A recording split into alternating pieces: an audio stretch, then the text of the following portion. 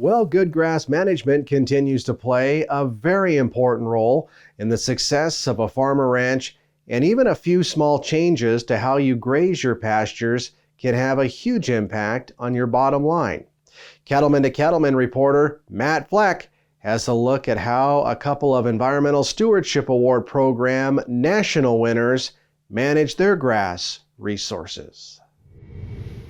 Gary and Sue Price put their 77-acre ranch in Texas together piece by piece over 4 decades.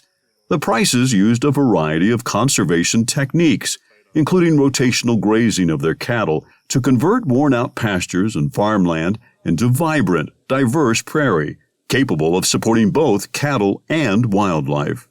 What we're doing on our ranch is trying to really mimic what the bison were doing, the wild animals, many years ago. And we do that by rotating our cattle herd through about 45 different pastures. It allows those grasses to have time to rest, and that's really what was going on with the huge herds of bison many, many years ago. They would go through in huge numbers and had the good impact of the hoof action and the manure recycling and the urine, but then, they moved on. Although the Blackleg Ranch in North Dakota has been around longer, since 1882, they follow many of the same management principles. The Doan family pays close attention to soil health, and rotational grazing helps generate greater forage production while limiting erosion and reducing costs. When we got into it, and I started very slow. I just took one big pasture and divided it twice, and then I observed it. I'm like, wow, this looks like it made a difference. And now we've got 100 and some pastures, and we're moving cattle every 1 to 7 days, and we've seen tremendous improvement. Our profitability, which is one of our big goals, bring profitability back to the ranch, is going like that. Improving grass on land that's already a part of the operation is a proven way to make a cattle operation more efficient and profitable. Jerry believes producers who are aiming to implement a rotational grazing plan need to stay flexible, learn all they can, and be willing to make step-by-step changes to reach their goals. I always say, start slow, take baby steps. That's what I did. You can't jump from this side of the fence to there in one day, and if you do, you'll have a wreck. First off, your mind isn't in the right place. Half the battle in holistic management or grazing management is getting your mind different. Great-granddad did it that way, grandpa did it that way, dad did it that way, and by God, I'll do it that way. That's all fine and good, but you've got to get your mind right. So start slow, ask for help, and then see where it goes for you. An effective grazing plan requires detailed record keeping about the history and condition of pastures.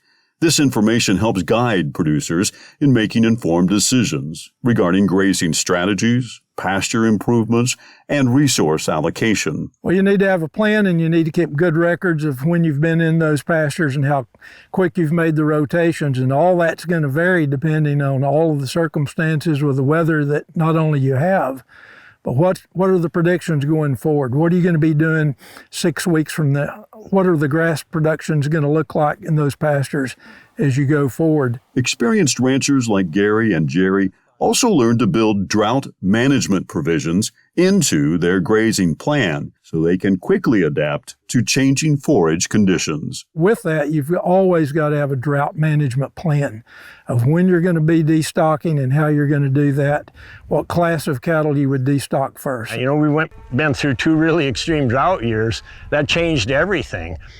But in our case, our grazing management built resilience into the grassland. We were able to get through those without selling one cow like a lot of people. At some point, even the best management, you're going to have some problems, but you will build resilience in that get you through some of those years, and that's a big benefit to us. Keeping a close eye on the height and health of the grass in each pasture is critical, and done correctly, rotational grazing improves the quality and diversity of the grass available to cattle. In turn, these nationally recognized cattle producers know firsthand that cattle act as a valuable tool for soil and grass improvements. If you take the cattle off the land, you will desertify the land, and we'll all starve to death. I don't think the land would be healthier without grazing at all, right the opposite. We've put some exclosures on the ranch in partnership with NRCS. They've been out now about 11 years. in the exclosures, that grass is actually dying because it lacks the hoof action, it lacks the nutrient recycling that goes on with the manure and the urine, all of that. So it's very, very important, the impact of grazing has on the land. The experience of these two ranchers in vastly different regions of the country demonstrates that a well-designed grazing plan leads to more forage and a healthier landscape, and that creates the opportunity for a more profitable cattle business that's sustainable across generations.